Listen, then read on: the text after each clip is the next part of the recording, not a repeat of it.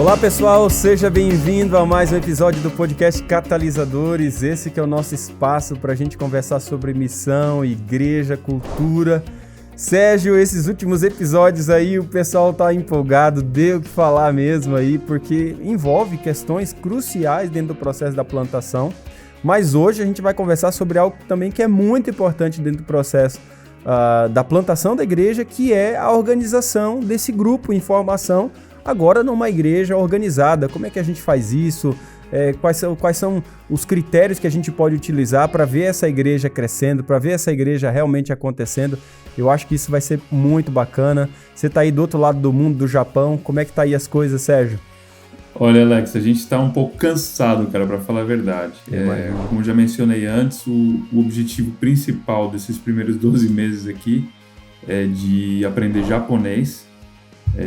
E eu vou te falar, cara, japonês é difícil assim, tipo japonês, sabe? Você já ouviu o japonês falando? Meu amigo. Daquele jeito complicado que não dá para entender nada? Pois é. É complicado, é difícil, não tem ponto de referência para você entender, mas aos poucos vai melhorando, né? Hoje a gente já está conseguindo resolver algumas coisas sozinhos, aí sem precisar... Fala aí alguma coisa aí, Sérgio, em japonês, pra gente ver como é que tá o seu nível aqui. Ah, não, que isso, cara. Yoroshiku onegai shimasu. Só vou parar por aqui. Dozo yoroshiku. O que você falou, Sérgio, pro pessoal entender? O que você falou mesmo?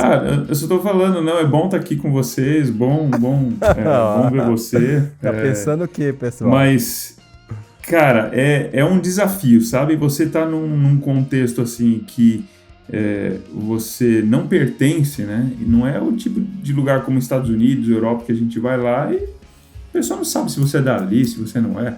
Aqui eu ando na rua, as pessoas olham pra mim e sabem na hora que eu não sou daqui, que eu sou um estrangeiro. Sim. Então... Tá na cara, né, Sérgio? Tá na cara, né? Mas não consegui resolver coisas simples como uma conta de água, por exemplo, fazer uma ligação. Hoje eu tive algumas ligações aqui sobre uma entrega da secadora de roupa que não deu certo. Uns negócios assim que você se sente totalmente assim impotente. Então essas coisas assim até afetam o emocional da gente, né? Imagina. E a gente tem sempre que lembrar que a gente está aqui com um objetivo muito importante, bem claro, o chamado que Deus colocou na nossa vida e que Ele está junto com a gente. Então Amém, a gente tem que deixar essas chateações, essas dificuldades, desafios assim, como são desafios que Deus está dando força para a gente poder superar.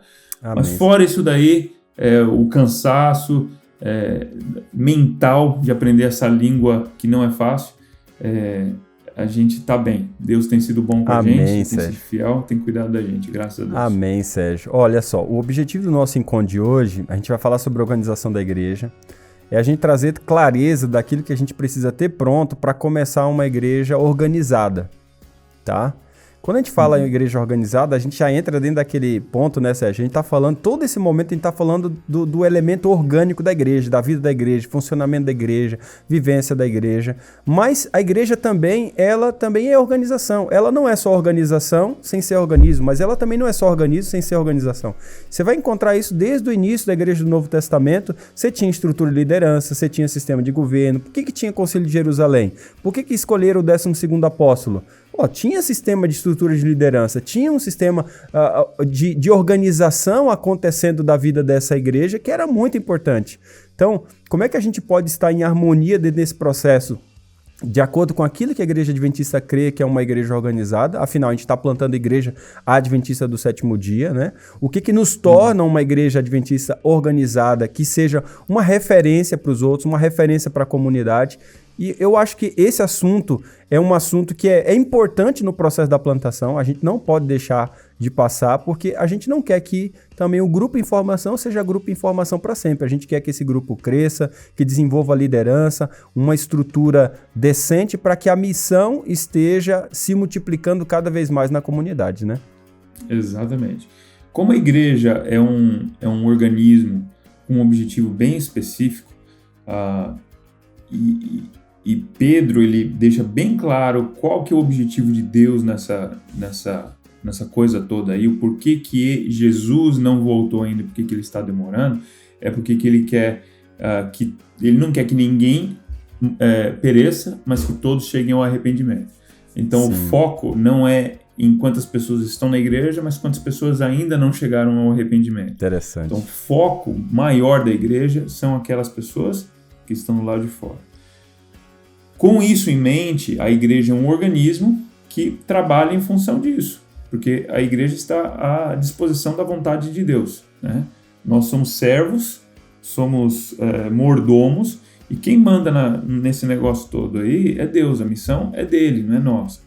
Então, a igreja ela se torna um organismo para cumprir a vontade de Deus, seu desejo aqui na Terra, e a gente chama isso de missão. Então, quando a gente olha para a igreja nesses termos, a igreja ela tem que ser uma... É um pouco estranho você falar uma máquina de produção de novos discípulos, né? Uma máquina de você assimilar as pessoas novas, capacitá-las e enviá-las. Então, se a gente for resumir o que a igreja faz na sua função, e que seria fazer discípulos individualmente e coletivamente, o coletivo apoia o esforço individual, porque a responsabilidade é individual. Mas como igreja, a gente tem essa responsabilidade de assimilar essas pessoas. O que é assimilar? A gente vai falar um pouquinho disso daí, né? Ajudar essas pessoas a entrarem nessa jornada com Deus, ajudá-las a entenderem isso daí, trabalhar no processo de capacitação, torná-las discípulos que sejam funcionais, que possam realmente usar os seus dons e enviá-las, né? Quando a gente olha essas três áreas aí, uma organização, uma intencionalidade nas pessoas com os dons específicos em cada área tem que acontecer, Alex. Exatamente. Se a gente largar a coisa desorganizada, ela não vai acontecer. Vão ter igrejas que vão focar mais na assimilação, vão ficar tentando assimilar as pessoas até Jesus voltar, outras vão ficar dando treino com gente que não está convertido ainda, que não tem um relacionamento com Deus, não está... Ou então tem os dois, que a maioria das igrejas que aparentemente estão bem, tem essas duas primeiras, né? Tem a assimilação, tem vários elementos de capacitação, mas nunca envia. Exatamente. Então, essas três áreas aí a gente deve conversar hoje. Cara, isso é tão interessante porque a gente sabe, Serginho, que tem pessoas que têm algumas relações a respeito desse assunto que sempre andam nos extremos, né? Ou eles são contra a organização porque querem uma igreja só orgânica, ou eles querem só a organização... eles são contra a organização porque querem uma igreja só orgânica, ou são a favor só da organização e não tem essa igreja orgânica.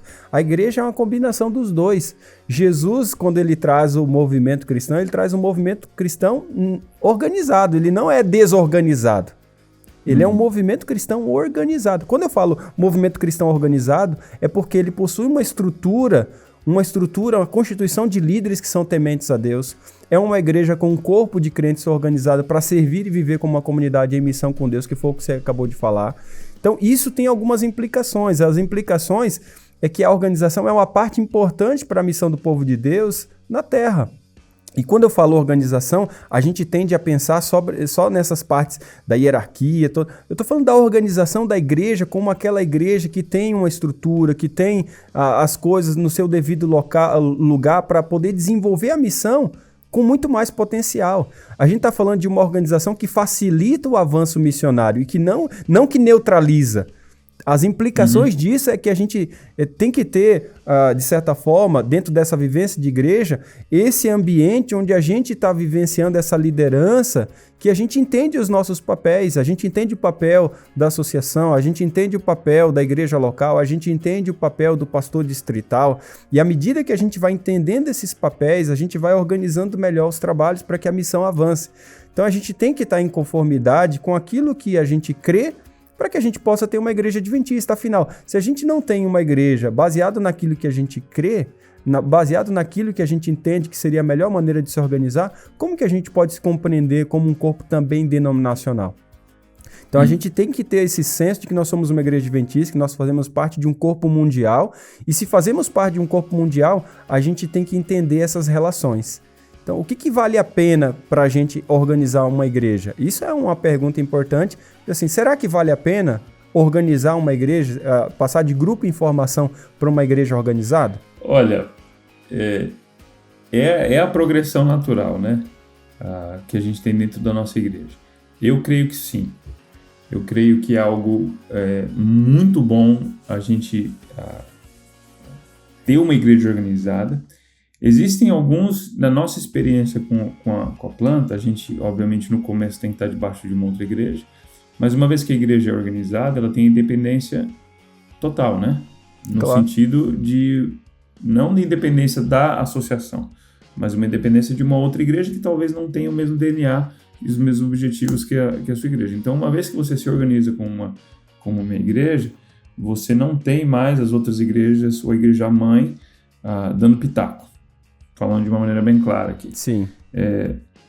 Se é uma igreja que ela é saudável, que é o bem da igreja filha, né? Então não tem problema. No meu caso, eu tive muita dificuldade com isso, que as minhas igrejas, eu não tinha uma igreja assim. Então, para a gente se organizar foi algo muito positivo, porque a gente alcançou uma certa independência. Então, você protege mais o DNA daquela igreja, você protege a visão, e você fica um pouquinho mais independente para você poder multiplicar, né? O primeiro passo da multiplicação. Então, uma igreja que não é independente financeiro, independente de liderança, independente de gente capacitada ali, como que você vai convencer os seus próprios líderes que você está num caminho de multiplicação? Excelente, né? excelente. E o seu objetivo é multiplicar. Você tem que mostrar que você é independente. É igual um jovem que quer ter namorada, mas não tem emprego ainda, né? Eu já falei pro meu filho, você quer ter namorada? Você tem que ter um emprego. Porque se eu for pagar para você levar ela para jantar, eu vou jantar junto.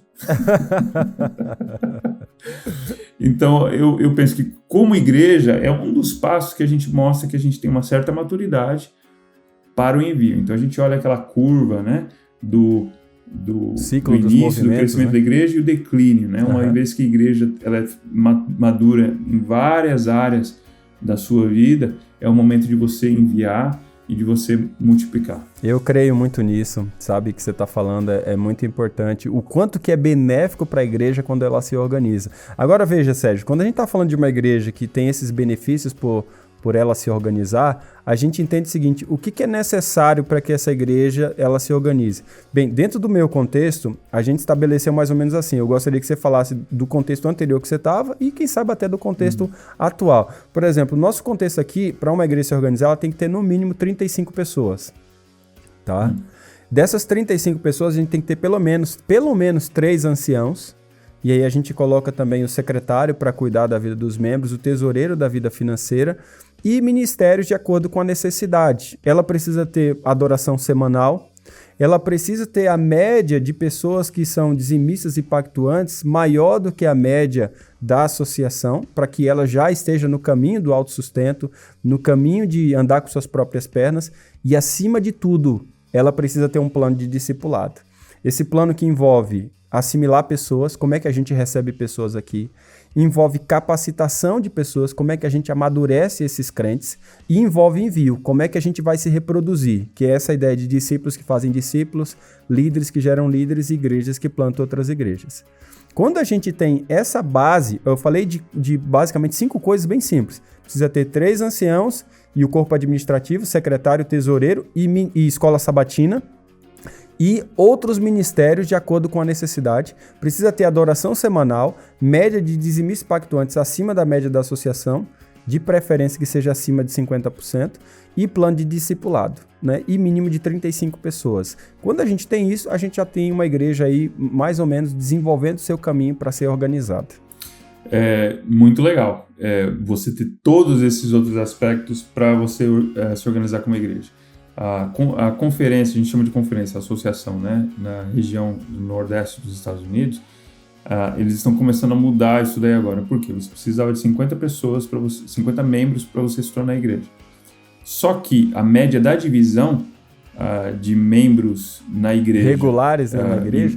E membros que estão assistindo, membros de igreja era uma média de 130 membros por igreja, mas assistindo era uma média de 30. Nossa! Na minha associação era mais ou menos a mesma coisa, uma média de 130 membros por igreja, mas uma média de 30 assistindo. E a gente plantando igreja, a gente precisava ter 50 membros, que era 20 membros acima da média da própria associação. Já começava com outro ímpeto, né, Sérgio?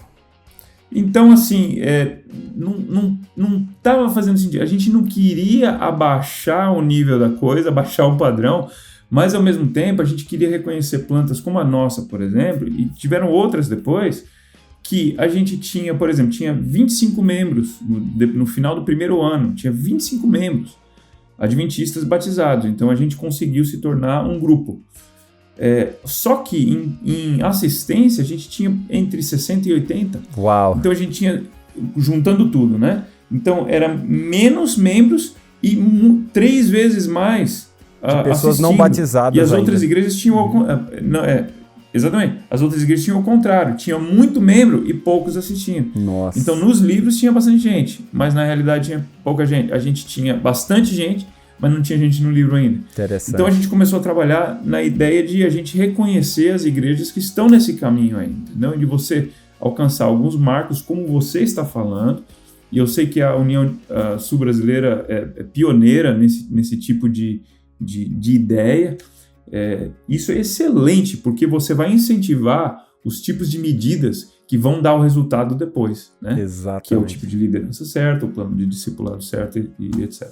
Cara, isso é tão importante porque, além desses pontos, é necessário, nesse desenvolvimento dessa visão missional da igreja, a gente ter ministérios que estejam ativos na comunidade, Sérgio. Ter um plano de discipulado em ação. Porque, assim, às vezes o cara tem um plano, mas não está em ação. Então, não faz nenhum sentido. O plano só é realmente eficaz quando ele está em ação. Ter uma estrutura de liderança organizada e ter um plano financeiro ativo. Isso é muito, muito importante para a gente desenvolver. Porque a gente não quer grupo, Sérgio, que se perpetue como grupo por muito tempo e não passe a igreja. Aquele bebezinho que deveria estar crescendo no desenvolvimento para ter sua própria independência, igual você falou do Nicolas, né? Que na hora que ele começar a querer namorar, ele tem que ter o cash dele para você não ter que bancar o namoro dele. É a mesma coisa que acontece na vida da igreja. A igreja tem que ter o seu plano financeiro ativo para que ela não dependa de outro, não dependa da associação. Ela tem que ter uma estrutura de liderança organizada para não depender de líderes de outras igrejas, ou para não ter liderança fraca e assim não cresce. Tem que ter um plano de discipulado em ação para que a gente veja esse processo de assimilação, capacitação e envio acontecendo na vida da igreja de maneira orgânica, natural. E a gente precisa ter ministérios ativos na comunidade. Mais importante do que a gente só ter ministérios dentro do prédio é a gente ter ministérios ativos fora do prédio para que a evangelização aconteça de maneira eficaz, de maneira contagiante, né? Exatamente. E o que vai garantir a visão da igreja, uma vez que você sair de lá, agora eu estou falando para os pastores, os líderes, é uma estrutura, né?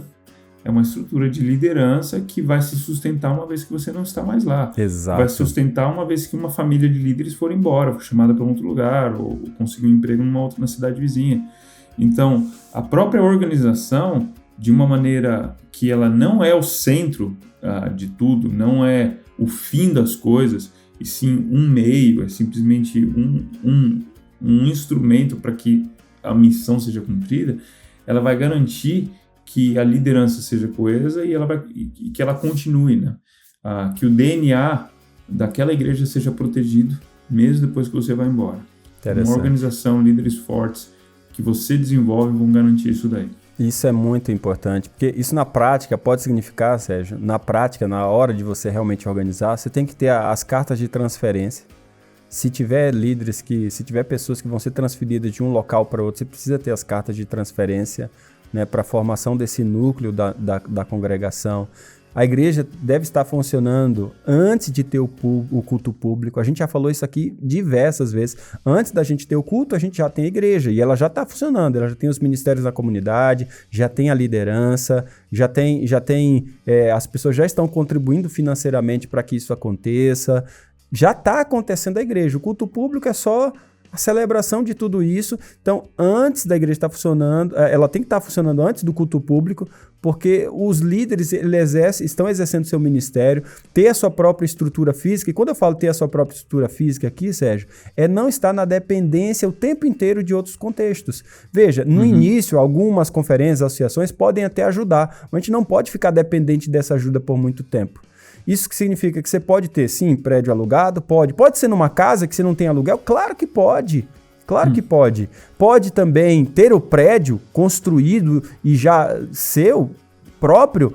Claro que pode, é excelente. Mas o importante é que a gente alcance essa autonomia, essa autossuficiência financeira, e boa parte disso a gente sabe vai para a estrutura física muitas vezes. Então, ter sua própria estrutura física, seja alugado ou próprio numa casa de alguém, mas que você não fique dependente. E isso alcance também essa independência de você ter sua própria estrutura também administrativa, financeira, pastoral e, acima de tudo, missional. Exato. Isso é muito importante. Exatamente. Como líder, você vai ter que determinar um momento ali de você, como você disse, juntar essas cartas, pedir as cartas de transferência, fazer um pedido bem organizadinho, bem legal para a associação, para você mandar ali, para não precisar ficar voltando.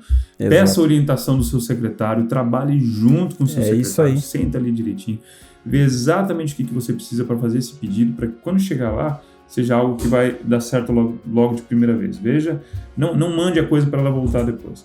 Tenha um voto com todos os membros em potencial, já para você determinar de uma maneira bem organizadinha quem que são os líderes daquela igreja, os líderes de ministério, para que seja algo feito de uma maneira que não vai ser questionado depois. Então, talvez você pode falar um pouquinho mais disso daí, o Alex. No meu contexto ali nos Estados Unidos, a gente não precisou tomar esse voto antes dessa organização de como grupo. Até a gente chegar em grupo, a gente não precisava ter isso daí. Sim. A gente pôde dar a entrada como grupo e depois a gente se organizou, mas talvez seja um pouco diferente na divisão sul-americana. Sim, a gente sempre diz assim para os colegas, vai no manual da igreja, no manual da igreja tá tudo especificadinho, bonitinho, consulta o teu secretário e vai dar tudo certo. Né? O mais importante aqui é que a gente tenha uma estrutura que seja uma plataforma para que a missão de Deus aconteça de uma maneira contagiante na vida da comunidade. Isso é que é o mais importante.